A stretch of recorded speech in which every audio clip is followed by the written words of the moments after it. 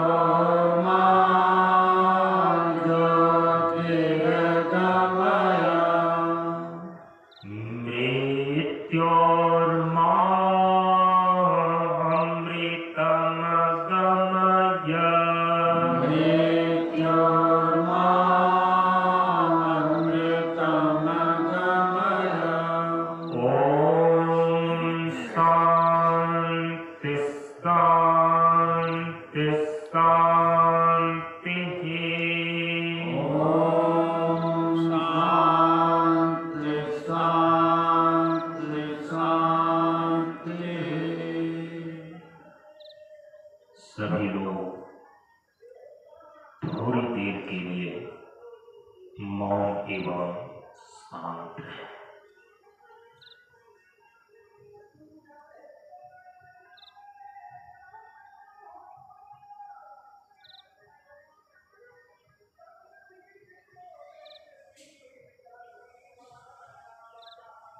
नमो नारायण।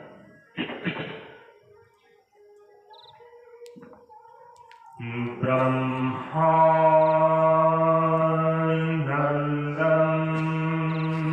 परम सुखदं केवलं ज्ञानमूर्तिं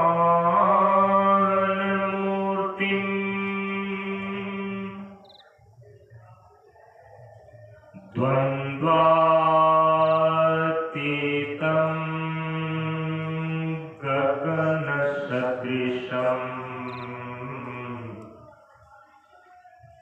तत्त्वमस्यादिलक्ष्यम् एकं नित्यं विमलमचलम्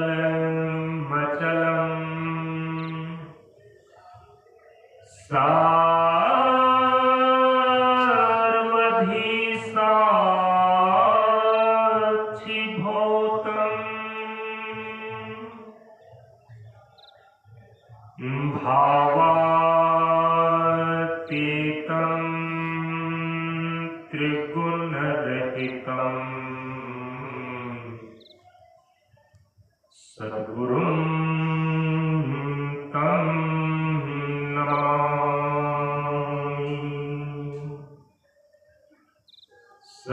गुरुं तं नमामि।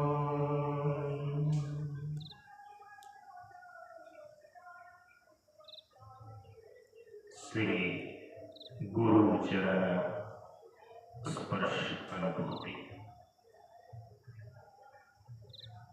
ज्ञान मार्ग सत्संग के सानिध्य में उपस्थित श्रद्धालु सत्संग प्रेमियों, ज्ञान बढ़े गुणवान के संगत, ध्यान बढ़े तपस्वी संग किन्हां, बुद्धि विवेक विचार बढ़े संत सन्यासी सुसज्जन तिन्हां। इसलिए ज्ञानी वेद है ज्ञान से, व्याधा वेद है तीर, सद्गुरु वेद है शब्द से, भींगे सकल शरीर। प्रेमियों, जब जब विकल भूधरा परे संतों का अभिगमन हुआ, जब जब विकल भूधरा परे संतों का अभिगमन हुआ, जिनके त्याग तपस्या संयम से शांति का प्रस्फुटन हुआ। इसलिए त्याग तपस्या संयम का वैभव लेकर सन्यास चला, आगे आगे दो चरण चले, पीछे पीछे इतिहास चला। क्योंकि इन दो चरणों के चिन्ह अमर, इन दो चरणों के रज पावन, जिनके वरदानों से बदले युग का आत्म सबका जीवन। प्रियो,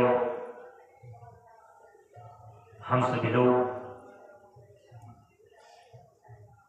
प्रशांत योगाश्रम मनियर मंच पर प्रतिवर्ष होने वाले 4 दिसंबर से लेकर 10 दिसंबर तक संन्यास दिवस महोत्सव के उपलक्ष्य में आयोजित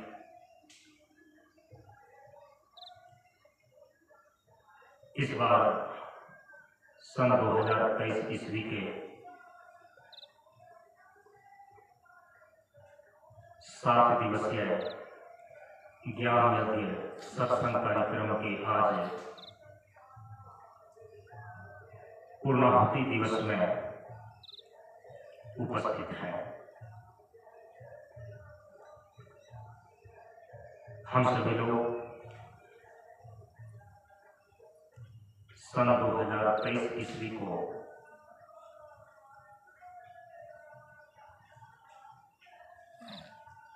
बाबा शांतानंद हीरक जयंती वर्ष के रूप में मना रहे हैं। आप सभी लोगों को यह जानकर हृदय में आनंद होगा, परम पूज्य गुरुदेव बाबा शांतानंद जी महाराज की 75वीं वर्षगांठ इस बार हम सभी लोगों ने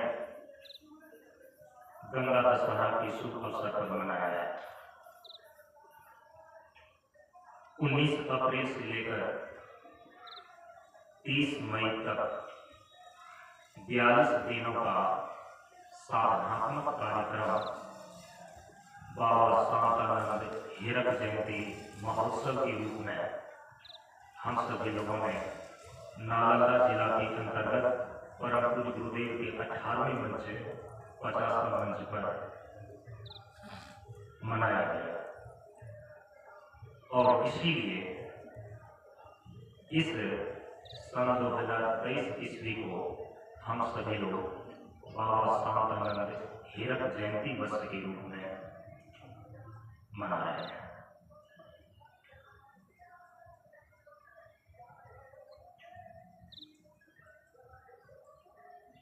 जहां जहां इस वर्ष प्रवचन का कार्यक्रम हुआ, मंच स्तरीय, हम सभी लोगों ने बाबा शांतानंद विचार दर्शन के अंतर्गत तत्व पर विचार किया है। तत्व साधना और तत्व विचार। बाबा शांतानंद हीरक जयंती वर्ष का मंच स्तरीय यही विचारणीय विषय रहा। इसलिए हम सभी लोग इस बार यहाँ पे इस सत्संग सत्र में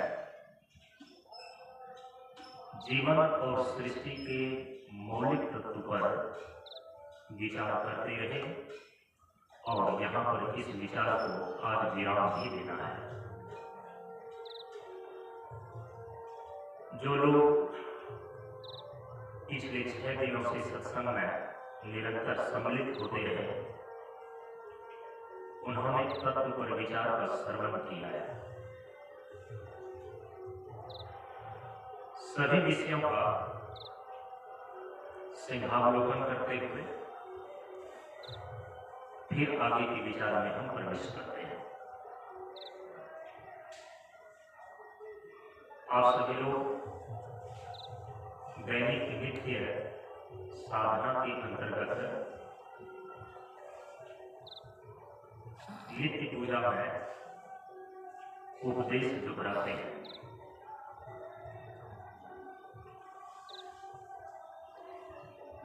और उपदेश में परम पूज्य गुरुदेव एक जगह निर्देश कर रहे हैं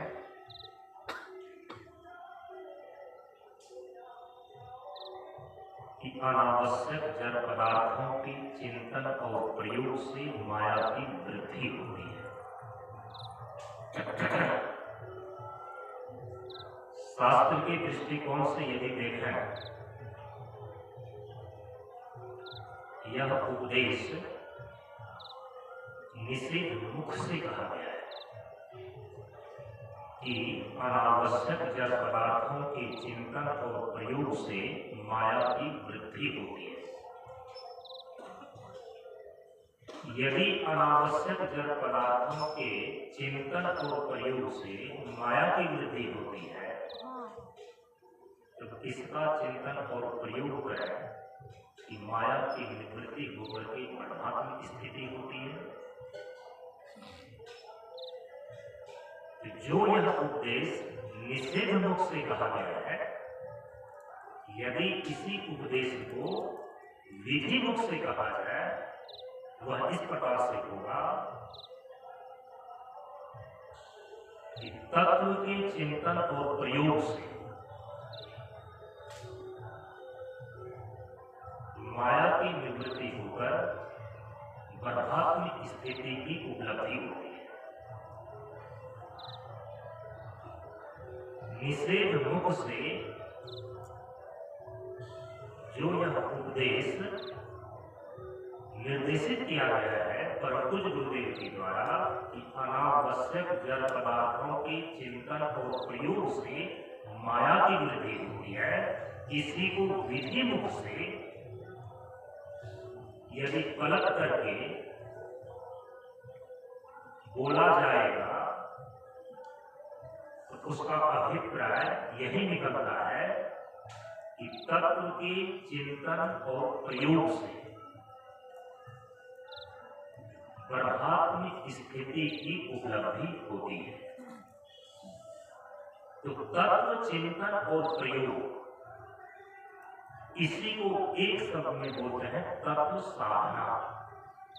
परम पूज्य गुरुदेव के विचार दर्शन में तत्व साधना का स्वरूप यही है। तत्व साधना का अभिप्राय है कि तत्व का चिंतन करना और तत्व का प्रयोग करना। इस मंच के द्वारा, ज्ञान मार्ग सत्संग मंच के द्वारा परम पूज्य गुरुदेव ने तत्व का चिंतन और तत्व का प्रयोग अर्थात तत्व साधना करने की विधि बताई है। इस रूप में बतलाई है उसको ध्यान में लेनी चाहिए।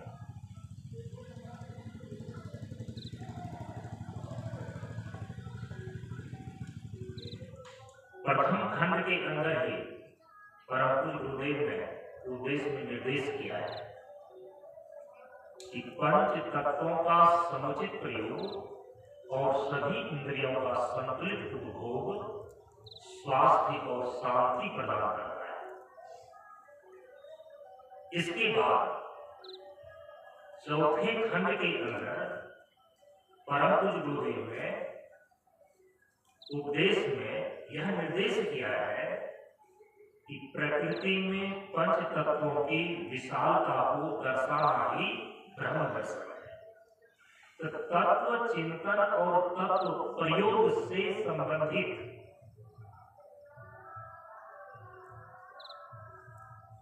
जो निर्देश हमें प्राप्त होते हैं प्रथम खंड से और चतुर्थ खंड से,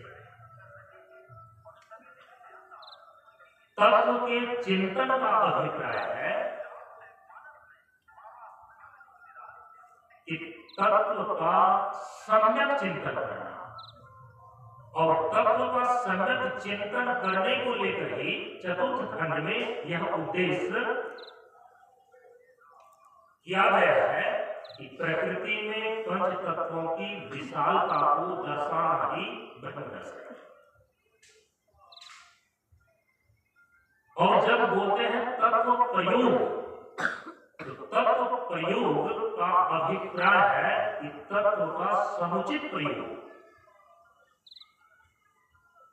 और इसको लेकर के प्रथम खंड के अंदर उपदेश किया गया है कि पंच तत्वों का समुचित प्रयोग और सभी इंद्रियों का संतुलित उपभोग स्वास्थ्य और शांति प्रदान करता है।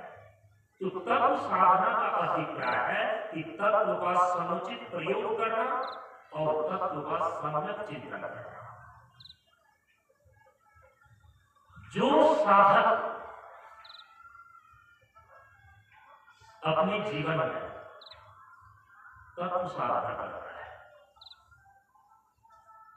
और तत्व साधना का अभिप्राय आपने समझ लिया है। परम पूज्य गुरुदेव के अनुसार तत्व साधना का अभिप्राय है तत्व प्रयोग और तत्व चिंतन से। जिन्होंने तत्वों का समुचित प्रयोग और तत्वों का सम्यक चिंतन जिस साधक ने सीख लिया है, जान लिया है, इसका परिणाम क्या होगा? यदि तत्व साधना करेंगे तो इससे होगा क्या? तत्व साधना करने से होता है तत्वबोध। तत्वबोध का अभिप्राय होता है तत्व ज्ञान। जिस ज्ञान की मांग हम प्रतिदिन अपनी प्रार्थना में करते हैं, परंतु गुरुदेव प्रार्थना में निर्देशित किए हैं कि परम प्रभु स्वज्ञान जी का जीवन होवे ज्ञान, जीवन होवे ज्ञान, जीवन होवे ज्ञान, जीवन में ज्ञान हो जाए। क्या आपको ज्ञान नहीं? बहुत कुछ जानते हैं आप, लेकिन जो कुछ आप जानते हैं उस ज्ञान से जो होना चाहिए वो नहीं हो पा रहा है। और परम पूज्य गुरुदेव केवल ज्ञान ही बोल रहे हैं। आप ध्यान दीजिए किस ज्ञान की बात कर रहे हैं? तत्व ज्ञान। प्रार्थना की पहली पंक्ति में ही कहा जा रहा है कि परम प्रभु स्वज्ञान जी का जीवन होवेगा। जीवन में ज्ञान हो जाए। कैसा ज्ञान? जो परम तत्व है, जो परम प्रभु है, उसका ज्ञान हो जाए। तत्व ज्ञान की बात कही जा रही है, और आपको जो जानकारी है वो तत्व ज्ञान नहीं है। आपके पास जो ज्ञान है वो परम तत्व का ज्ञान नहीं है। इसीलिए ज्ञान की जो प्रस्तुति होनी चाहिए वो प्रस्तुति, वो परिणाम आपके जीवन में देखा नहीं जा रहा। इसीलिए जो कोई साधक तत्व साधना करता है उसको तत्वबोध होता है। तत्वबोध माने तत्व ज्ञान। और यदि तत्व ज्ञान हो जाए तो क्या होगा?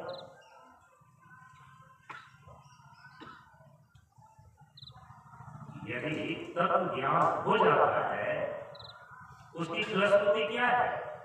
तत्व ज्ञान हो जाने से क्या होगा, क्या मिलेगा?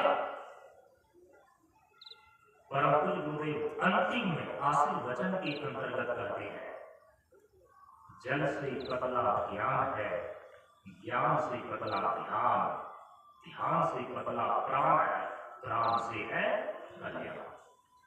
परम पूज्य गुरुदेव कहते हैं कि शून्य बराबर सत्य है, निराकार में आप। जो आप है वो आपका स्वरूप है, उसका ज्ञान होना स्वज्ञान कहलाता है, आत्मज्ञान कहलाता है, तत्व ज्ञान कहलाता है, स्वरूप ज्ञान कहलाता है। परम प्रभु स्वज्ञान जी का स्वज्ञान है क्या? शून्य बराबर सत्य है, निराकार में आप, सदाशील कल्याण है, करता है विस्तार। तो दोनों जगह शब्द आया कल्याण। बिना तत्व ज्ञान हुए आज तक किसी भी का कल्याण नहीं हो सका है, नहीं हो सकता। इसलिए तत्व ज्ञान चाहिए। तत्व ज्ञान के बिना जीवन का कल्याण नहीं हो सकता। और यदि जीवन का कल्याण हो जाता है तो जीवन की कैसी स्थिति होती है? परम पूज्य गुरुदेव का विचार दर्शन में यदि आप देखें, यदि जीवन का कल्याण हो गया तो कैसा जीवन होगा? क्या ये आकाश में उड़ने लगेगा, या पानी पर चलने लगेगा, या धरती के अंदर भूमिगत हो जाएगा? परम पूज्य गुरुदेव कहते हैं इन सारी सिद्धियां का जीवन कल्याण से कुछ लेना देना नहीं।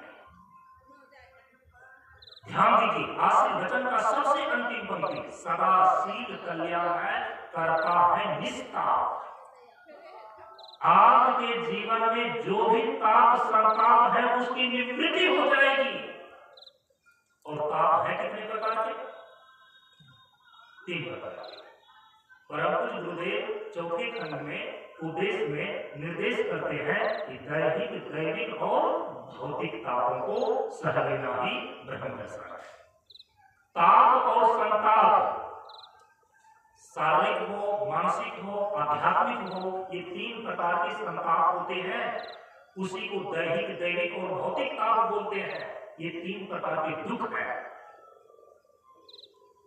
कल्याण का अर्थ ही होता है कि जब व्यक्ति, साधक, कोई जीव अपने जीवन में इसी 3 प्रकार के तापों की आत्यात्मिक निवृत्ति कर लेता है, 3 प्रकार के दुखों की आत्यात्मिक निवृत्ति हो जाना और परमानंद की समुपलब्धि प्राप्त कर लेना, इसी को एक शब्द में बोलते हैं कल्याण।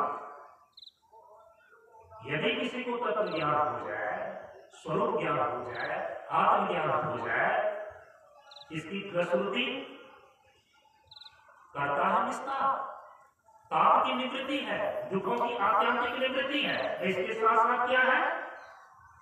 परमानंद की समुपलब्धि। परम पूज्य गुरुदेव चौथे खंड के अंदर उपदेश में निर्देशित करते हैं कि निराधार में आनंद, प्रसन्न और संतुष्ट रहना ही आत्मावान होना है। जिसको तत्व ज्ञान हो जाता है, जिसको आत्मा का ज्ञान हो जाता है, जिसको स्वरूप ज्ञान हो जाता है, उसकी निष्ठा ही आत्मावान कहलाती है।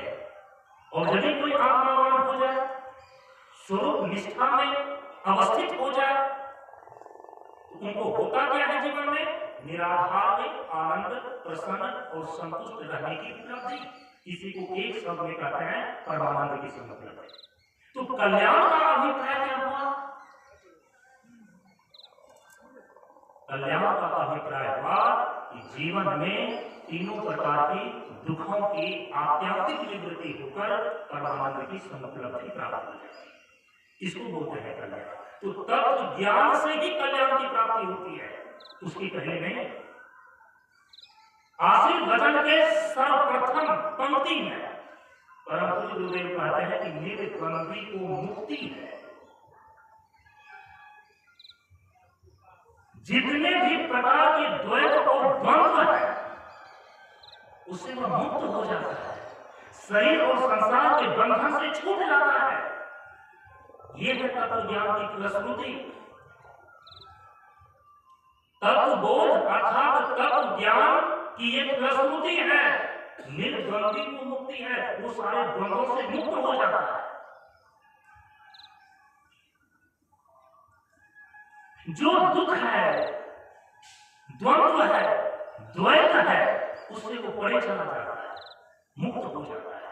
ये है तत्व ज्ञान की प्रस्तुति। तो यदि आप तत्व साधना करेंगे तो होगा तत्व ज्ञान, यदि आपको होगा तत्व ज्ञान तो उसकी है ये प्रस्तुति कि जीवन का कल्याण होगा, जीवन से तीनों प्रकार के दुखों की आत्यंतिक निवृत्ति हो जाएगी,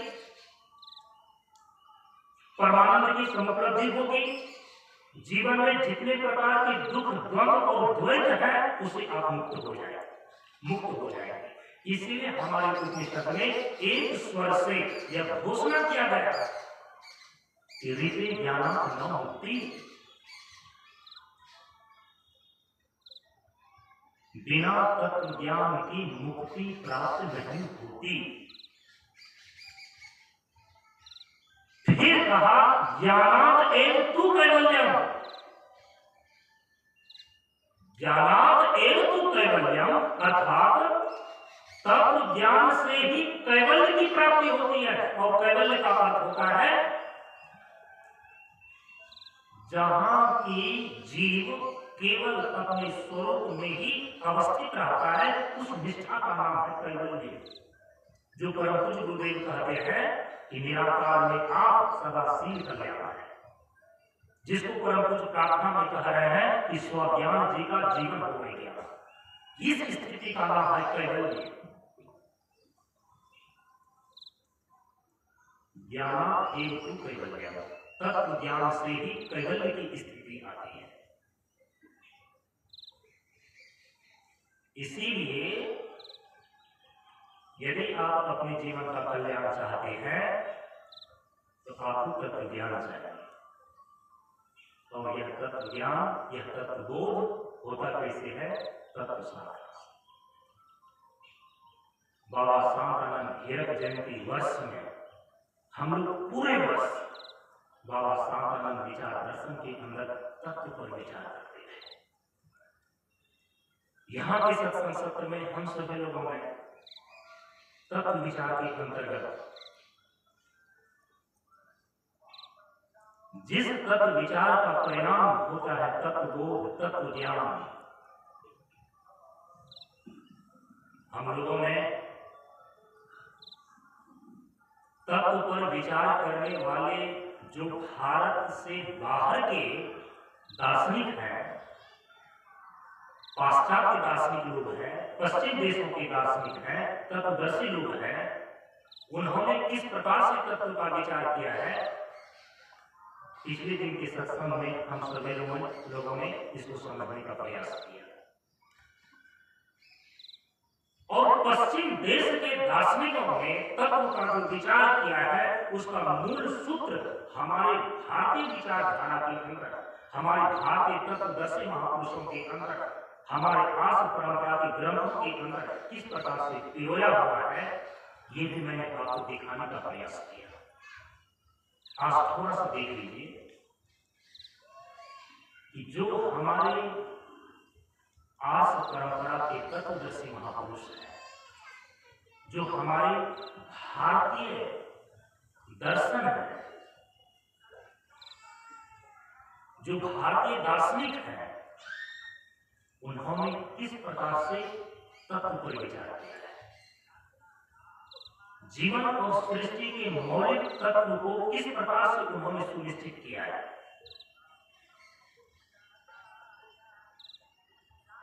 अब तक जो यहाँ के सत्संग सत्र में पिछले दिन तत्व पर विचार श्रवण कर चुके हैं,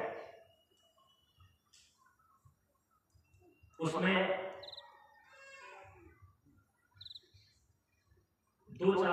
ऐतिहासिक शब्द आए, ईश्वरवादी, निरीश्वरवादी। भारतीय तत्वदर्शी महापुरुषों के द्वारा जो तत्व विचार प्रस्तुत किया गया है, उस पर आने के पूर्व आपके ध्यान में मैं लेते दूं कि हमारे जो भारतीय दर्शन है, भारत के ऋषि महर्षियों के द्वारा जीवन और सृष्टि के मौलिक तत्वों पर विचार किया गया है, उसको लेकर के प्रमुख रूप से दो विभाग बन जाते हैं। तत्व विचार के प्रमुख दो विभाग में प्रथम विभाग को बोलते हैं आस्तिक विचारधारा। दर्शन शास्त्र के क्षेत्र में उसको बोलते हैं आस्तिक दर्शन, और जो दूसरा विभाग है उसको बोलते हैं नास्तिक विचारधारा। और दर्शन शास्त्र के क्षेत्र में उसको बोलते हैं नास्तिक दर्शन। तो जो भारतीय विचारधारा है तत्व को लेकर, तत्व विचार की जो धारा है, उसके प्रमुख ये दो विभाग हो जाते हैं, आस्तिक विचारधारा और नास्तिक विचारधारा। आस्तिक विचारधारा को ही आस्तिक दर्शन बोलते हैं, नास्तिक विचारधारा को ही नास्तिक दर्शन बोलते हैं। भारतीय दर्शन में कुल 9 दर्शन आते हैं, और 9 दर्शन में जो प्रथम 3 दर्शन है उसको नास्तिक दर्शन बोला जाता है, और बाद के जो 6 दर्शन है उसको आस्तिक दर्शन बोला जाता है। नास्तिक दर्शन अर्थात नास्तिक विचारधारा के अंदर 3 विचारधाराएं हैं, 3 दर्शन है, जिसमें पहला है चार्वाक दर्शन, दूसरा है जैन दर्शन और तीसरा है बौद्ध दर्शन। भगवान बुद्ध के विचारों को लेकर के उनके शिष्यों ने जब उनका दार्शनिक रूप दिया, तो उसी को बोलते हैं बौद्ध दर्शन। आज कई बार बुद्ध के दर्शन और बौद्ध दर्शन दोनों को अलग अलग रूप में देखा जाता है। वह इसीलिए कि गहराई से विचार करने पर यह पता चलता है कि भगवान बुद्ध के जो मौलिक उपदेश है वो कुछ और कह रहा है, लेकिन भगवान बुद्ध के शिष्यों के द्वारा भगवान बुद्ध के ही उपदेशों के आधार पर जो दर्शन बनाए गए हैं, बौद्ध दर्शन, उसकी विचारधारा कुछ और है। इसीलिए कुछ लोग भगवान बुद्ध के दर्शन को अलग मानते हैं और भगवान बुद्ध के उपदेश के आधार पर उनके शिष्यों के द्वारा जो बौद्ध दर्शन बनाए गए हैं उसको अलग मानते हैं। दर्शन शास्त्र के जगत में तत्व विचार को लेकर के ये 2 प्रमुख विभाग हैं, आस्तिक और नास्तिक। नास्तिक विचारधारा के अंदर 3 आते हैं, चार्वाक, जैन और बौद्ध। चार्वाक दर्शन, जैन दर्शन और बौद्ध दर्शन। चार्वाक विचारधारा, जैन विचारधारा और बौद्ध विचारधारा, ये 3 नास्तिक विचारधारा भारतीय विचारधारा के अंदर। अब भारतीय विचारधारा के अंदर जो आस्तिक माने जाते हैं, जिसको आस्तिक विचारधारा कहते हैं, आस्तिक दर्शन कहते हैं, उसकी संख्या है 6। और उन 6 में सबसे पहला है मीमांसा दर्शन, दूसरा है वैशेषिक दर्शन, तीसरा है न्याय दर्शन, चौथा है सांख्य दर्शन, 5वां है योग दर्शन और 6ठा है वेदांत दर्शन। ये जो 6 दर्शन है, ये जो 6 दर्शन है, ये आस्तिक विचारधारा माने जाते हैं। भारतीय विचारधाराओं के अंदर आस्तिक विचारधारा का प्रतिनिधित्व करता है ये 6 दर्शन। मीमांसा, वैशेषिक, न्याय, सांख्य, योग और वेदांत। अब आप कहेंगे कि ये आस्तिक और नास्तिक का विभाग किस आधार पर हुआ, किस कसौटी पर आस्तिक और नास्तिक कहा जाता है? अभी आप लोग सामान्य रूप से केवल इतना ही जानते हैं, जो ईश्वर के अस्तित्व में विश्वास रखता है उसको आस्तिक कहते हैं, और जो ईश्वर के अस्तित्व में विश्वास नहीं रखता है उसको नास्तिक कहते हैं। लेकिन दर्शन शास्त्र के क्षेत्र में ये परिभाषा लागू नहीं होती। आस्तिक विचारधारा और नास्तिक विचारधारा जब आप बोलते हैं, वहां पर ईश्वर के अस्तित्व को लेकर के मापदंड नहीं बनाया गया है। तब आस्तिक विचारधारा और नास्तिक विचारधारा का मापदंड है वेद प्रमाण। जिन ऋषियों ने, जिन लोगों ने वेद प्रमाण के आधार पर तत्व का विचार किया है, तत्व के स्वरूप का निश्चय किया है, उसको बोलते हैं आस्तिक विचारधारा। फिर से एक बार मैं दोहरा, जिन ऋषियों ने, जिन विचारकों ने, जिन दार्शनिकों ने, जिन लोगों ने वेद प्रमाण के आधार पर तत्व विचार किया है, तत्व के स्वरूप का निश्चय किया है, उसको बोलते हैं आस्तिक दर्शन, आस्तिक विचारधारा।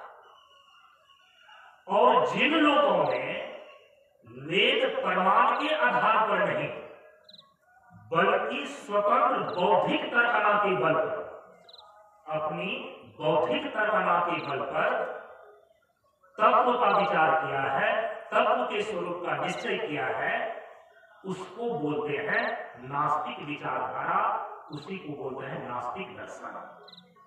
यदि आप नास्तिक दर्शन के अंदर, नास्तिक विचारधारा के अंदर 3 को गिनते हैं, चार्वाक, जैन और बौद्ध, तो इसका अभिप्राय है कि इन तीनों ने, चार्वाक ने, जैन ने और बौद्ध ने, जो जीवन और सृष्टि के तत्वों का निश्चय किया है, उनके स्वरूप को बतलाया है, वह वेद प्रमाण के आधार पर नहीं, बल्कि अपनी तर्कना शक्ति के बल पर। इसीलिए उसको बोलते हैं नास्तिक विचारधारा। जब आप बोलते हैं आस्तिक विचारधारा, जैसे आस्तिक दर्शन में 6 आते हैं, मीमांसा, न्याय, वैशेषिक, सांख्य, योग और वेदांत। और इनके जो प्रणेता ऋषि हैं, मीमांसा के जैमिनी ऋषि, वैशेषिक के कणाद ऋषि, न्याय के गौतम ऋषि, सांख्य के कपिल ऋषि, योग के पतंजलि ऋषि और वेदांत के बादरायण ऋषि। ये जो तत्वदर्शी महापुरुष हैं, 6 दर्शनों के, यदि इनको आप आस्तिक विचारधारा, आस्तिक दर्शन बोलते हैं, तो इसका मतलब है कि इन्होंने वेद प्रमाण के आधार पर जीवन और सृष्टि के तत्वों का निश्चय किया है, तत्व का विचार वेद प्रमाण के आधार पर किया है। जब तत्व विचार वेद प्रमाण के आधार पर हो, वह आस्तिक विचारधारा है। जब तत्व का विचार केवल अपनी बौद्धिक तर्कना के बल पर हो, वेद प्रमाण के आधार पर न हो, तब उसको नास्तिक विचारधारा बोलते हैं। अब इसी संदर्भ में आपको भीतर से उत्सुकता पैदा हो रही होगी, यदि परम पूज्य गुरुदेव ने इस ज्ञान मार्ग सत्संग से, सत्संग मंच से तत्व पर ही प्रवचन करते रहे, तत्व विचार ही इस मंच का मुख्य विषय है। 42 दिन 6 सप्ताह, और 6 सप्ताह में प्रत्येक सप्ताह का जो अंतिम दिन रविवार का दिन होता था, परम पूज्य गुरुदेव के द्वारा निश्चित किया गया था कि इस रविवार को इस तत्व पर प्रवचन होना है, इस रविवार को इस तत्व पर प्रवचन होना है। इस ज्ञान मार्ग सत्संग मंच का मुख्य विषय, मुख्य विवेचना तो तत्व विचार है। आप परम पूज्य गुरुदेव के विचार दर्शन को किसके अंदर रखते हैं, किसके अंदर रखेंगे, या किसके अंदर ये आएगा, नास्तिक विचारधारा के अंदर कि आस्तिक विचारधारा के अंदर? क्या इस विषय में कभी आप सोचते भी हैं?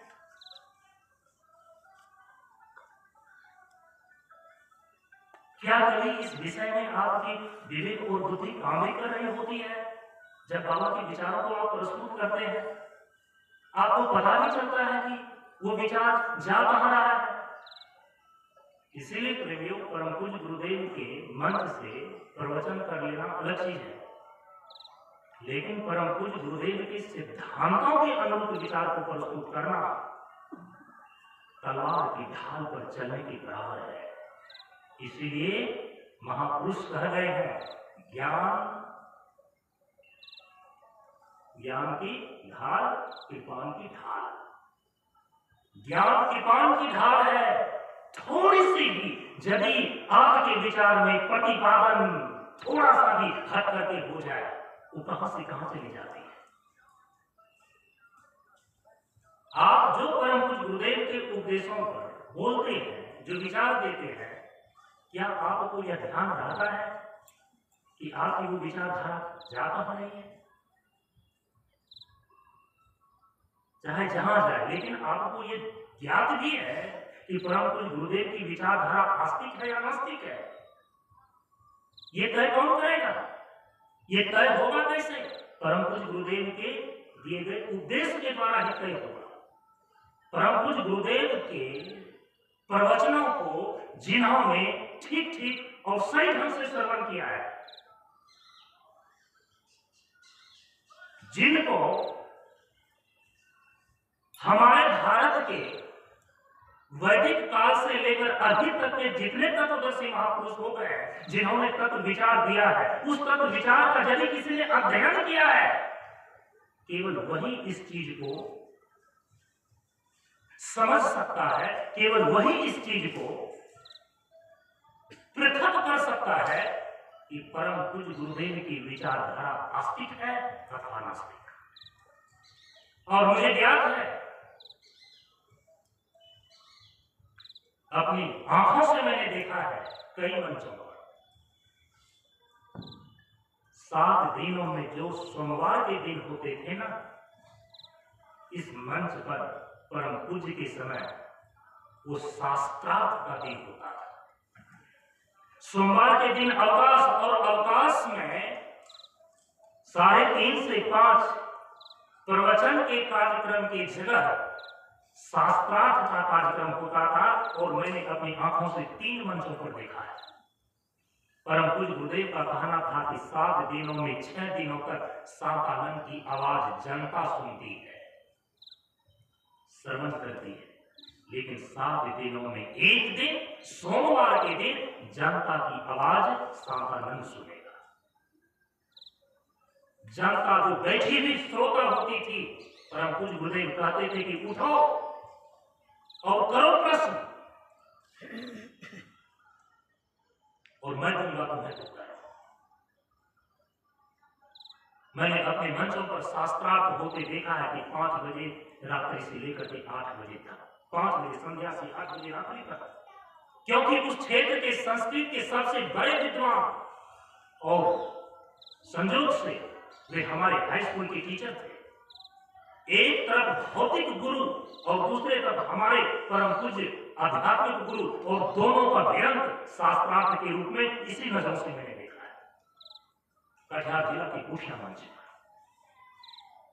8 बज गए, रात्रि के 8 बज गए, पेट्रोमैक्स जलाया गया और पूरी जनता की भीड़ पूरे फील्ड में भरी हुई थी, जाने का नाम नहीं ले रही थी।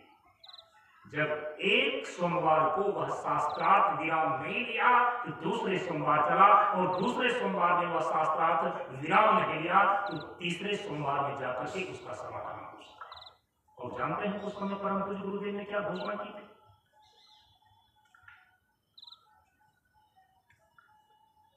मंच पर ताली ठोक करके परम पूज्य गुरुदेव ने कहा, यदि कोई मेरे से शास्त्रार्थ करने के लिए खड़े होते हो ना, जाओ पहले इलाहाबाद यूनिवर्सिटी की जो लाइब्रेरी है उसको चाट करके आओ, तब मेरे से शास्त्रार्थ करना। और आप कहते हैं कि परम पूज्य गुरुदेव शास्त्र की बात ही नहीं करते थे। परम पूज्य गुरुदेव की एक वाणी भी यदि शास्त्र के विरुद्ध हो तो मैं आपसे शास्त्रार्थ करने के लिए तैयार हूं। परम पूज्य गुरुदेव का एक भी उद्देश्य, एक भी वाणी मैं पूरे दावे के साथ कहता हूं कि शास्त्र विरुद्ध नहीं है, और ये मैं चुनौती देता हूं। इसके लिए मैं शास्त्रार्थ करने के लिए कई सौ घंटे तैयार हूं। और आप समझते हैं कि अपनी इजुल फिजुल विचारधाराओं को परम पूज्य गुरुदेव के नाम पर प्रसारित करके और कहीं से कहीं परम पूज्य गुरुदेव को खड़े कर देंगे। अरे मापदंड उसके द्वारा दिया गया जो उद्देश्य है, प्रार्थना है, तत्व गुणवंदना है। याद रखिए, बाबा के चेले यदि बाबा के सिद्धांतों के अनुरूप, बाबा के विचार दर्शन के अनुरूप उसका प्रतिपादन नहीं कर सका तो पुरुष बलि नहीं होता है, समय बहुत बलवान। भगवान बुद्ध के गए 2500 वर्ष हो गए। भगवान बुद्ध ने जब शरीर त्याग किया तो उनके 400 साल के बाद भगवान बुद्ध के मौलिक उद्देश्य के आधार पर बौद्ध दर्शन बनाए गए थे। क्या बौद्ध दर्शन के आधार पर भगवान बुद्ध के शिष्यों के द्वारा जो भगवान बुद्ध के उपदेशों को समझाया गया, दर्शन का रूप दिया गया, आज व्यक्ति बौद्ध दर्शन के आधार पर ही भगवान बुद्ध के जीवन दर्शन को देख रहा है? नहीं। इसीलिए तो आज बुद्ध दर्शन अलग हो गए और बौद्ध दर्शन अलग हो गए। इसलिए बाबा शांतानंद के शिष्य के द्वारा भी यदि बाबा शांतानंद के विचार दर्शन के अनुरूप उसका प्रतिपादन नहीं होगा तो आने वाला समय, आने वाले जो उस समय के लोग होंगे, दार्शनिक और विचारक होंगे, बाबा के चेलों पर वो निर्भर नहीं होगा कि वो क्या समझा रहा है। समय ये फैसला कर लेगा कि परम पूज्य गुरुदेव का विचार आस्तिक है अथवा नास्तिक है। मैं आपको बता दूं,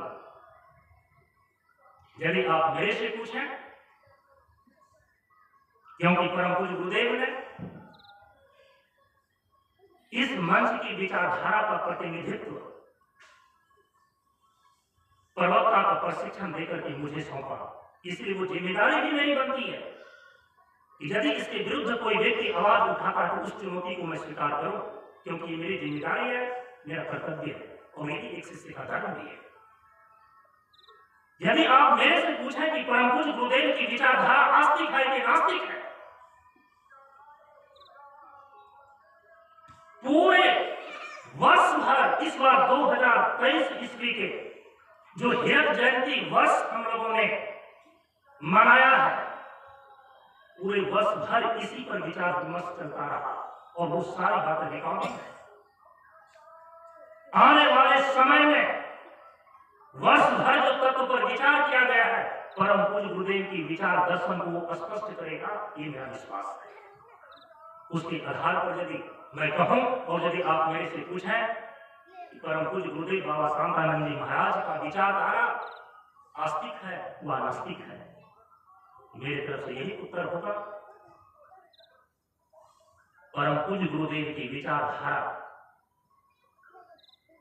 नास्तिक विचारधारा से प्रारंभ होती है और परम पूज्य गुरुदेव का जो नास्तिक विचारधारा है उसका सूत्र परम पूज्य गुरुदेव ने अपनी चिंतन डायरी में स्वयं लिखा है और उस सूत्र का नाम है द्वापुष्म।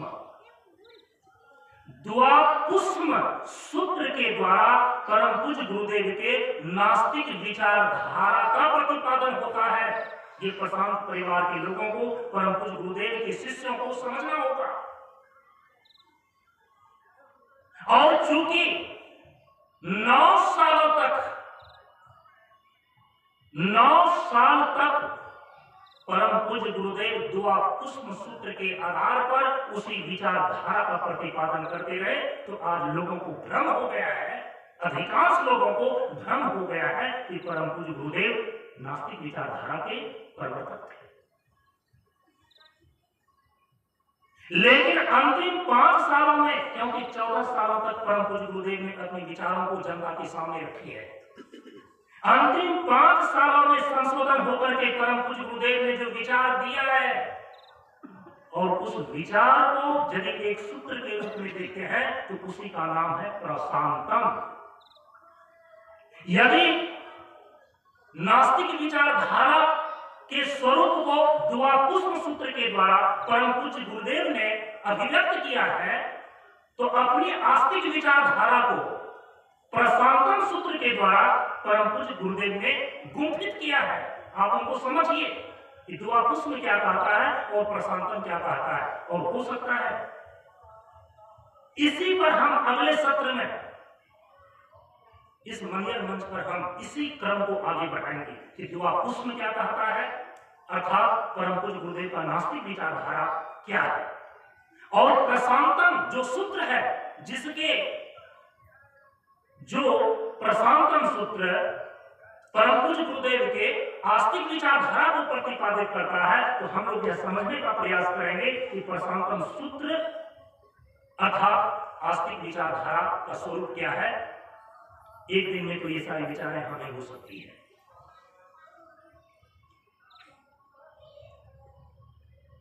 परम पूज्य गुरुदेव का विचार नास्तिक विचारधारा से प्रारंभ होकर के आस्तिक विचारधारा में परिवर्तित हो जाता है। यदि इतनी बातों को आप अपने दिमाग में बिठा लेते हैं, तभी कहीं जाकर के परम पूज्य गुरुदेव के सिद्धांतों के अनुरूप उनके विचार को समझ सकेंगे, उपदेशों को व्याख्यायित कर सकेंगे। नहीं तो आपके अंदर विभ्रम की स्थिति बनी रहेगी, नहीं तो फिर आप उसी चीज को दोहराते रहेंगे कि पुनर्जन्म जिंदा में होता है, मुर्दा में नहीं। देखिए बाबा ने कहा है, अरे कौन कहता है कि बाबा ने नहीं कहा है? 84 लाख योनियां चर और अचर जीव अब 92 लाख योनियों में पहुंच चुकी है। कौन कहता है कि बाबा ने नहीं कहा है? लेकिन आप ये फर्क करने के लिए तो जानो कि परम पूज्य गुरुदेव के नास्तिक विचारधारा का स्वरूप क्या है, उसके अंदर कौन कौन से सिद्धांत आते हैं जो कि द्वापुष्प कहता है, और परम पूज्य गुरुदेव ने संशोधित करके जो आस्तिक विचारधारा दिए हैं जिसका सूत्र है प्रशांतम, उसके अंदर कौन कौन से सिद्धांत आते हैं। जनता के सामने यदि परम पूज्य गुरुदेव के शिष्य होकर के उनके विचारों का प्रतिनिधित्व करते हैं तो दोनों को रखिए ना। किसी एक का ही ढिंढोरा पीट करके आप क्या साबित करना चाह रहे हैं? क्या परम पूज्य गुरुदेव सनातन धर्म विरोधी थे? क्या निरीश्वरवादी थे? क्या नास्तिक विचारधारा के प्रतिपादक और प्रवर्तक थे? भगवान बुद्ध के तो जाने के 400 साल बाद ये सारा तमाशा हुआ, और अभी तो परम पूज्य गुरुदेव भले ही अज्ञातवास में हो, लेकिन अभी तो सोच रही है आप 25 सालों में क्या तमाशा बना रहे हैं।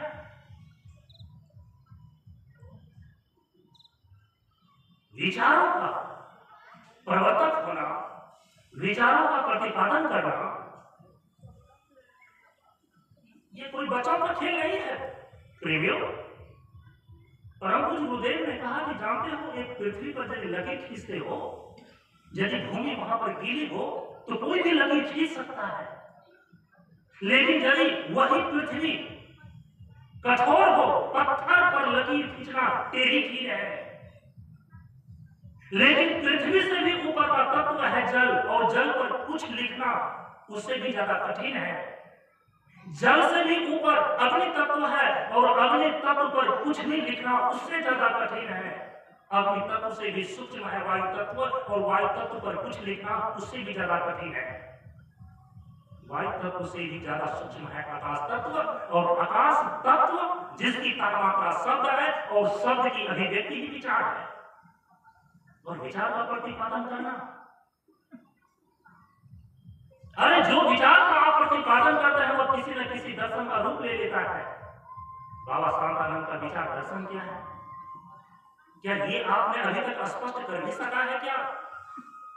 आपके विचार देने का, आपके विचार करने का, आपके विचार श्रवण करने का, आपके प्रवचन करने का केवल इतना ही उद्देश्य होना चाहिए कि बाबा शांतानंद के विचार दर्शन को स्पष्ट करना।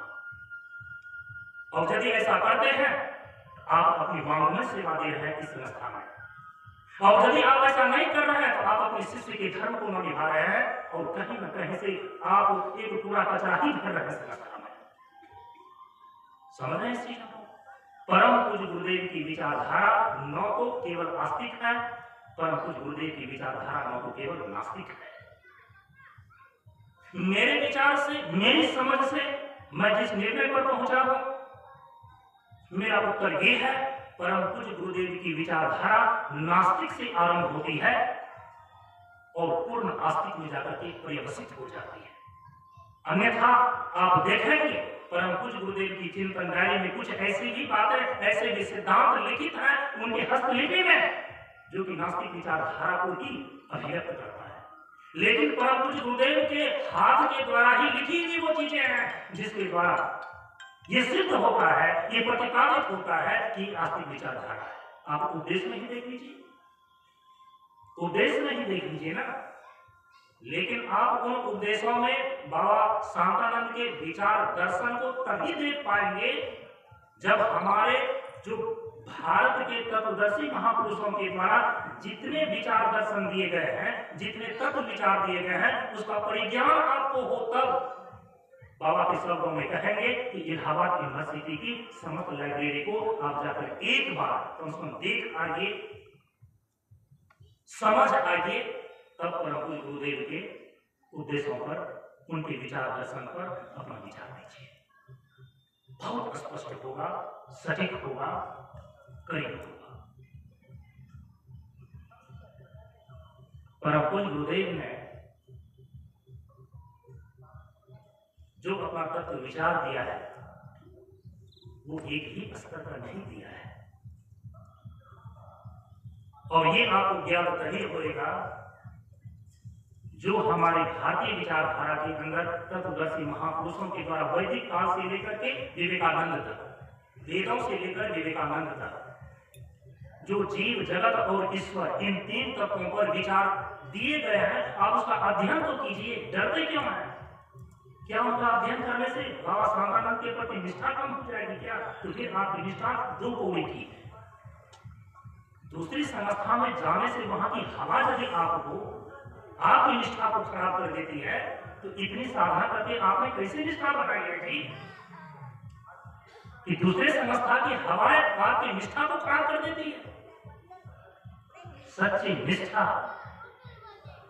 किसी के कुछ भी कहने से, कहीं भी जाने से बिगड़ती नहीं है और मजबूत होती है।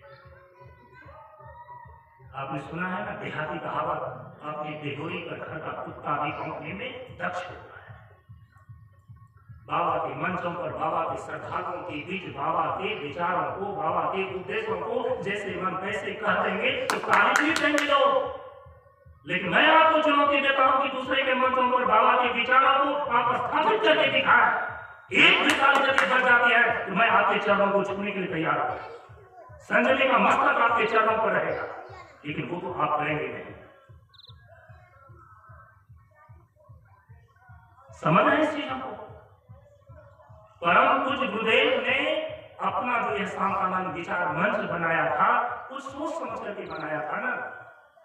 हम सारे लोगों का यह कर्तव्य है कि सबसे पहले तो उनके विचारों को समझें, उनके विचारों को सही समझें, उनके अनुरूप ही समझें। बाबा शांतानंद विचार दर्शन के अनुरूप बाबा शांतानंद के विचारों को समझें। और यदि समझ जाते हैं तो एक आदमी, दो आदमी अपने घर से बाहर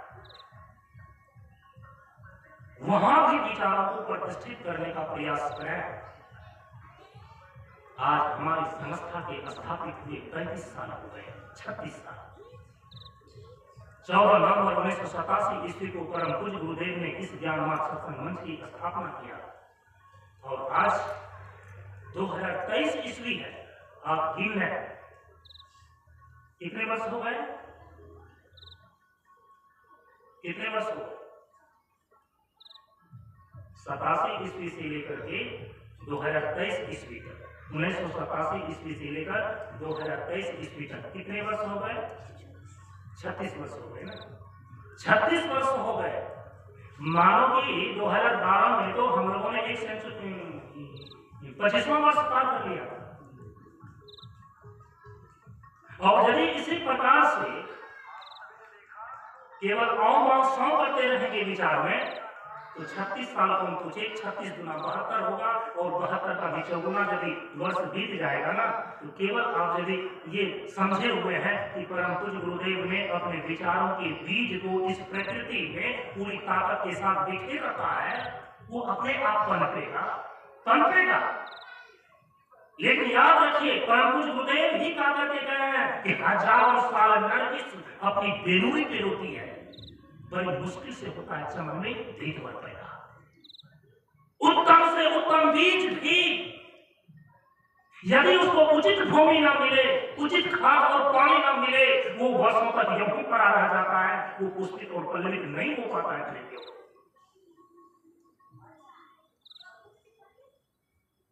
सारे के सारे काम तो आप अपने पुरुषार्थ के बल पर भी करते हैं, केवल बाबा के भरोसे नहीं छोड़ते। बाबा की कृपा के साथ साथ आपका अपना भी प्रयास चाहिए। समझ रहे हैं इस चीज को? और यही सही परम पूज्य गुरुदेव की वांग में सेवा होगी, उनके श्री चरणों की। बाकी ईटा पत्थर को जमा कर देना, बाकी जो है कि घर द्वार को खड़ा कर देना, परम पूज्य गुरुदेव ने कभी भी इस ओर ध्यान ही नहीं दिया। उन्होंने विचारों की स्थापना किया, उन्होंने साधनाओं की स्थापना किया, उन्होंने तप और त्याग को दिखाया। और यदि उनकी तासीर कम होती है ना, तो हम सारे शिष्यों के लिए ये मानक की बात है। उनके विचारों को हम उसी मजबूती के साथ रखें, उसमें जिए, समझें और एक दूसरे तक पहुंचाने का हम प्रयास करें। यही हमारे शिष्य होने का सही कर्तव्य होगा।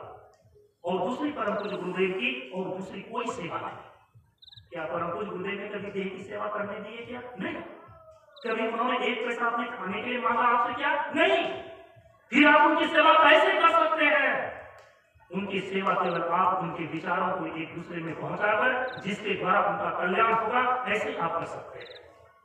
परम पूज्य गुरुदेव की विचारधारा एक स्तर में नहीं चलती है प्रेमियों।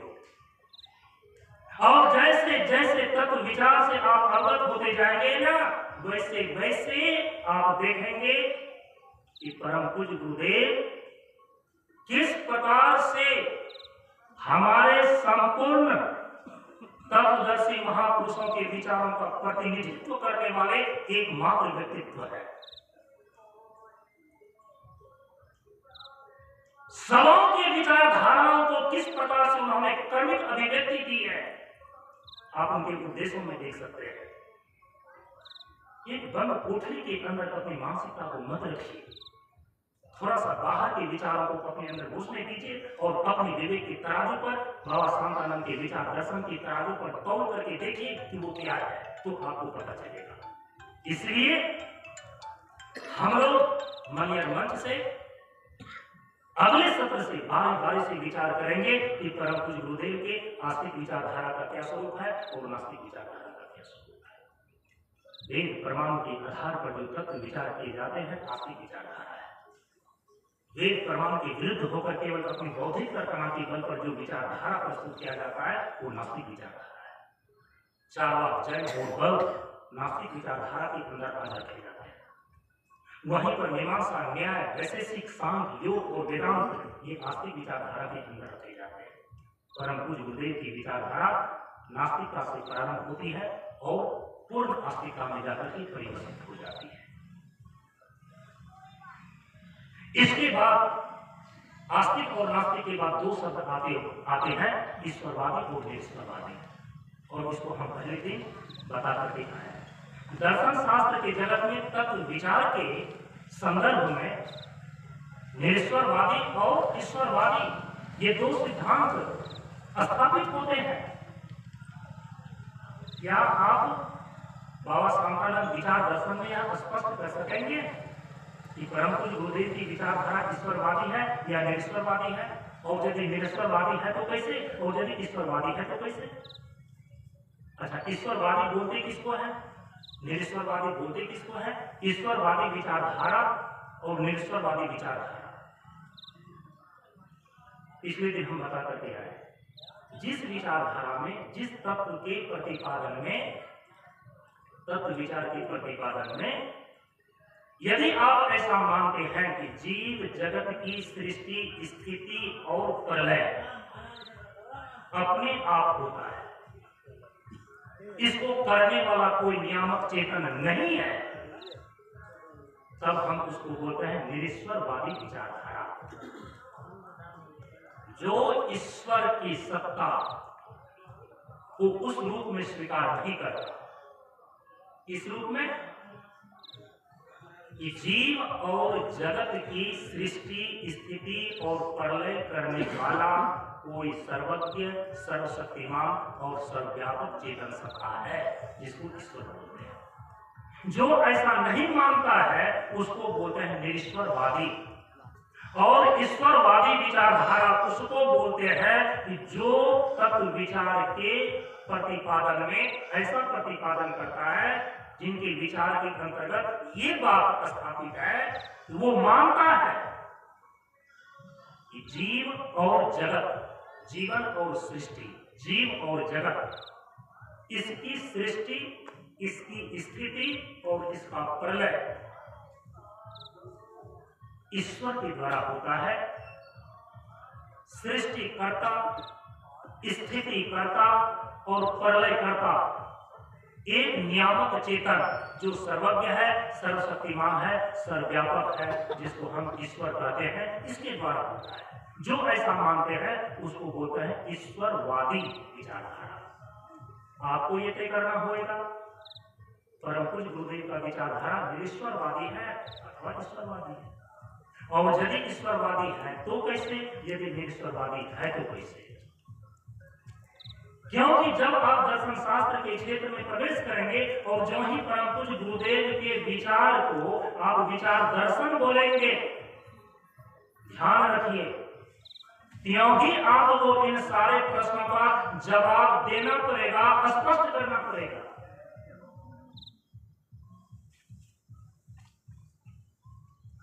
क्या परम पूज्य गुरुदेव ऐसा मानते हैं कि जीव जगत की सृष्टि, स्थिति और प्रलय करने वाला कोई नियामक चेतन ईश्वर है?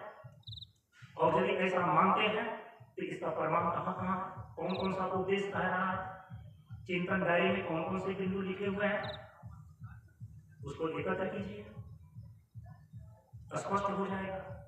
और यदि आप कहते हैं और मानते हैं नहीं, परम पूज्य गुरुदेव की विचारधारा निरीश्वरवादी है, और निरीश्वरवादी कहने का मतलब है कि जीव और जगत की सृष्टि, स्थिति और प्रलय कोई नियामक चेतन ईश्वर नहीं करता है, ऐसा बाबा मानते हैं। और यदि ऐसा बाबा मानते हैं तो आप प्रमाणित करो कि इस उद्देश्य के द्वारा यह सिद्ध होता है, और कहां कहां चिंतन डायरी में परम पूज्य गुरुदेव ने ऐसा लिखा है। कि बस ऐसे ही मैं कहा गया और ब्रह्मा की लकीर हो गई कि बाबा निरीश्वरवादी थे। और आपको मालूम है मैं वो इसलिए कह रहा हूं कि क्योंकि हो सकता है कि अभी ये रिकॉर्डिंग हो रही है, यूट्यूब चैनल पर डाला जाएगा और मेरी बातों को सारे लोग देखेंगे और सुनेंगे। परम पूज्य गुरुदेव के नाम पर 2, 3, 4 किताबें जो निकाली गई है, आप उनको पढ़ करके देखिए। यदि आपको समझ में नहीं आता है, विचार दर्शन को समझने वाले जो भी विचारक हैं, जो भी दार्शनिक हैं, उस स्तर के लोग हैं, आप उनके हाथों में उन किताबों को दीजिए और देखिए वो किस निष्कर्ष पर पहुंच जाता है।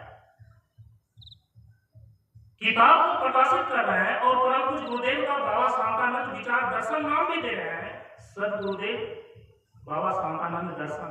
और वो दर्शन, वो किताब, वो पुस्तक बदला क्या रहा है? परम पूज्य गुरुदेव निरीश्वरवादी थे, परम पूज्य गुरुदेव सनातन धर्म विरोधी थे, यही प्रतिपादन आप कर रहे हैं किताबों में। क्या सचमुच में परम पूज्य गुरुदेव का विचारधारा निरीश्वरवादी था क्या वो सनातन धर्म विरोधी थे क्या?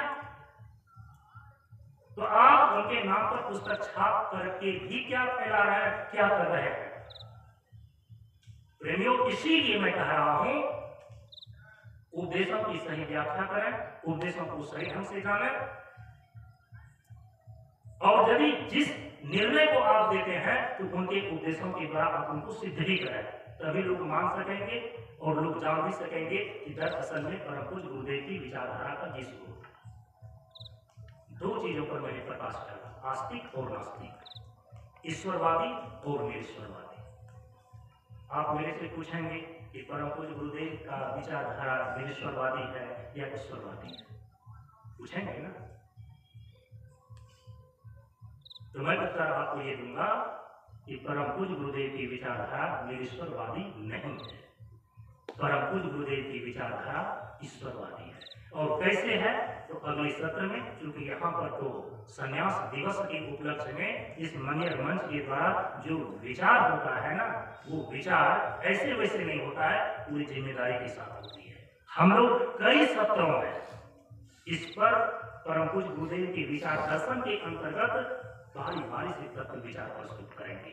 पहले परम पूज्य गुरुदेव के नास्तिक विचारधारा पर विचार करेंगे, इसके बाद आस्तिक विचारधारा पर विचार करेंगे, और इसके बाद दोनों को समझ लेने के बाद ही आप इस निष्कर्ष पर पहुंच पाएंगे कि किस प्रकार से परम पूज्य गुरुदेव की विचारधारा निरीश्वरवादी नहीं है बल्कि ईश्वरवादी है। ठीक है, चूंकि समय आगे जा रहा है, यहीं पर परम पूज्य गुरुदेव के विचार दर्शन के अंतर्गत जो तत्व विचार की श्रृंखला चल रही थी, इस बार के सत्र में यहीं पर इसको विराम देते हैं। परम पूज्य गुरुदेव की कृपा और आशीर्वाद से इस श्रृंखला को अगले वर्ष के सत्र में आगे बढ़ाएंगे। आज इतना ही। अब हम सभी लोग परम पूज्य गुरुदेव के श्री चरणों में सत्संग की गंगा को प्रवाहित करते हैं। श्री संपूर्णानंद जी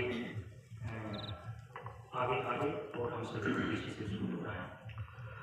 सत्संग की गंगा बहती है, गुरुदेव तुम्हारे चरणों में। सत्संग की गंगा बहती है, गुरुदेव तुम्हारे चरणों में। फल मिलता है शुभ कर्मों का, गुरुदेव तुम्हारे चरणों में। फल मिलता है शुभ कर्मों का, गुरुदेव तुम्हारे चरणों में। सत्संग की गंगा बहती है, गुरुदेव तुम्हारे चरणों में। सत्संग की गंगा बहती है, गुरुदेव तुम्हारे चरणों में। मैं जन्म जन्म का भरमाया, मैं जन्म जन्म का भरमाया, अब शरण तुम्हारे हो आया। अब शरण तुम्हारे हो आया। मैं जन्म जन्म का भरमाया, मैं जन्म जन्म का भरमाया, अब शरण तुम्हारे हो आया। अब शरण तुम्हारे हो आया। इन भोले भटके जीवा का कल्याण तुम्हारे चरणों में। इन भोले भटके जीवों का कल्याण तुम्हारे चरणों में। सत्संग की गंगा बहती है, गुरुदेव तुम्हारे चरणों में। सत्संग की गंगा बहती है, गुरुदेव तुम्हारे चरणों में। दुखिया का दुख मिटा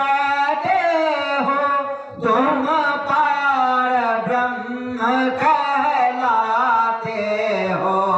दुखियों का दुख मिटाते हो, तुम पार ब्रह्म कहलाते हो। दुखियों का दुख मिटाते हो, तुम पार ब्रह्म कहलाते हो। दुखियों का दुख मिटाते हो, तुम पार ब्रह्म कहलाते हो। इन आवागमन मिटाने को है मोक्ष तुम्हारे चरणों में। इन आवागमन मिटाने को है मोक्ष तुम्हारे चरणों में। सत्संग की गंगा बहती है, गुरुदेव तुम्हारे चरणों में। सत्संग की गंगा बहती है, गुरुदेव तुम्हारे चरणों में। एक बारी दरस जो पाता है, एक बार तरस जो पाता है, वह तेरा ही हो जाता है। वह तेरा ही हो जाता है। एक बारी दरस जो पाता है, एक बार तरस जो पाता है, वह तेरा ही हो जाता है। वह तेरा ही हो जाता है। क्या गुप्त तुम्हारी प्रीति है, गुरुदेव तुम्हारे चरणों में। क्या गुप्त तुम्हारी प्रीति है, गुरुदेव तुम्हारे चरणों में। सत्संग की गंगा बहती है, गुरुदेव तुम्हारे चरणों में। सत्संग की गंगा बहती है, गुरुदेव तुम्हारे चरणों में। मुझे चाह नहीं कुछ पाने को, मुझे चाह नहीं कुछ पाने को, दुख दर्द न दूर भगाने को। दुख दर्द न दूर भगाने को। मुझे चाह नहीं कुछ पाने को, मुझे चाह नहीं कुछ पाने को, दुख दर्द न दूर भगाने को। दुख दर्द न दूर भगाने को। पर लगन हमारी लगी रहे, गुरुदेव तुम्हारे चरणों में। पर लगन हमारी लगी रहे, गुरुदेव तुम्हारे चरणों में। सत्संग की गंगा बहती है, गुरुदेव तुम्हारे चरणों में। सत्संग की गंगा बहती है, गुरुदेव तुम्हारे चरणों में। हो जहाँ कहीं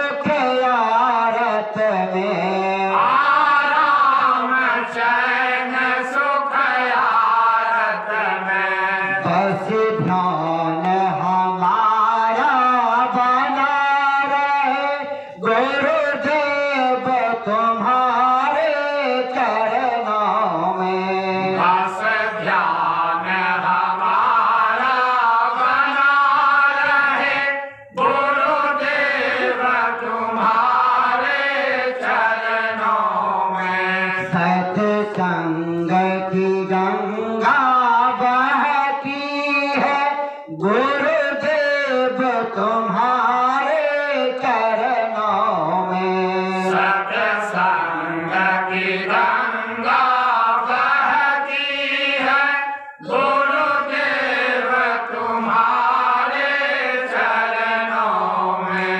गुरुदेव तुम्हारे चरणों में, गुरुदेव तुम्हारे चरणों में। बाबा तुम्हारे चरणों में।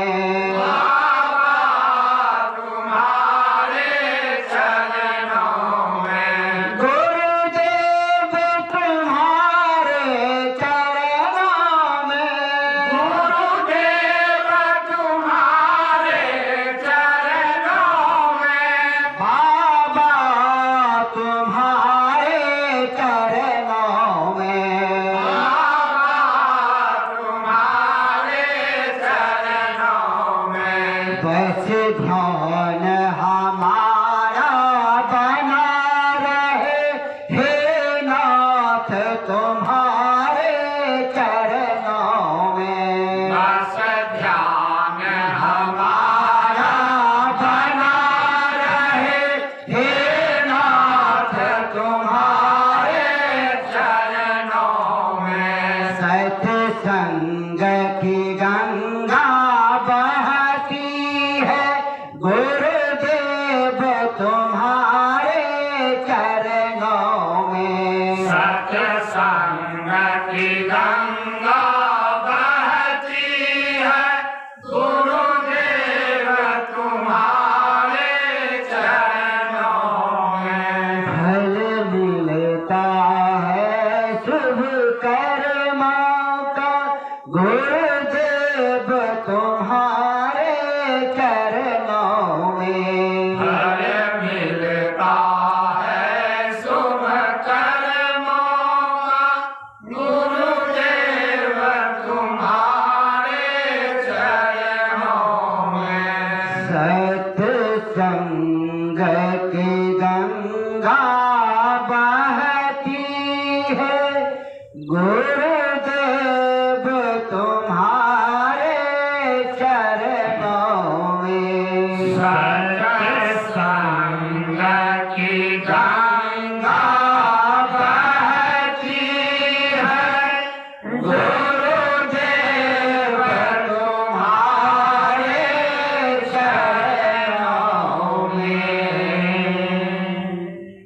अब सभी लोग गुरुदेव का आशीर्वचन एक साथ ग्रहण करें। निसाक्षी को भक्ति है, निर्मोही को ज्ञान, निर्बंधी को मुक्ति है, निर्लोभी निर्वाण। जल से पतला ज्ञान है, ज्ञान से पतला ध्यान, ज्ञान से पतला प्राण है, प्राण से है कल्याण। जहाँ दमनता धर्म है, जहाँ त्याग अनुराग, जहाँ लगनता मगन है, जहाँ धैर्यता जाग। शून्य बराबर सत्य है, निराकार में आप सदा शिव कल्याण है, करता है निस्तार। पूर्णाहुति का जयकार 3-3 बार होता है। दोनों हाथ उठाकर ललकार करें। ज्ञान का विकास हो, ज्ञान का विकास हो, ज्ञान का विकास हो, शिक्षा का विकास हो, शिक्षा का विकास हो, शिक्षा का विकास हो, मानवता का विकास हो, मानवता का विकास हो, मानवता का विकास हो, जीवन का प्रकाश हो, जीवन का प्रकाश हो, जीवन का प्रकाश हो, बोलिए प्रेम से प्रशांत गुरु बाबा की जय हो, प्रशांत गुरु बाबा की जय हो, प्रशांत गुरु बाबा की जय हो, प्रशांत जीवन दर्शनम, प्रशांत जीवन दर्शनम, प्रशांत जीवन। दर्शनम। सभी लोग हाथ नीचे कर लें, शांत भाव से शांति पाठ करें और पीछे से एक साथ बोले शांत हो।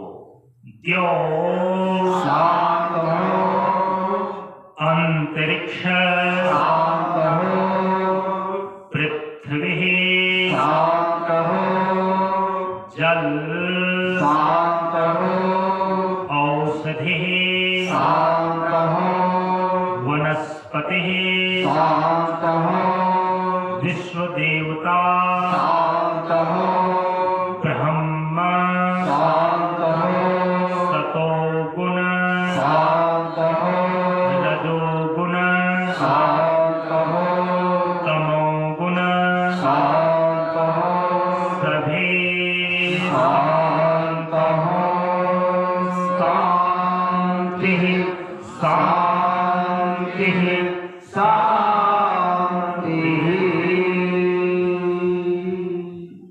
इस प्रकार से परम पूज्य गुरुदेव के आशीर्वाद और उनकी कृपा से 7 दिवसीय ज्ञान यज्ञ सत्संग का कार्यक्रम यहीं पर पूर्ण होता है। ओम पूर्णमदः पूर्णमिदं पूर्णात् पूर्णमुदच्यते पूर्णस्य पूर्णमादाय पूर्णमेवावशिष्यते। ओम शांति शांति शांति। हरि ओम। श्री गुरुभ्यो नमः। हरि ओम। यहाँ के जन जन और कण कण का जीवन सुख शांति और समृद्धमय हो, इसी मंगलमय भावना के साथ अगली मुलाकात तक के लिए एक साथ बोले नमो नारायण, नमो नारायण, नमो नारायण।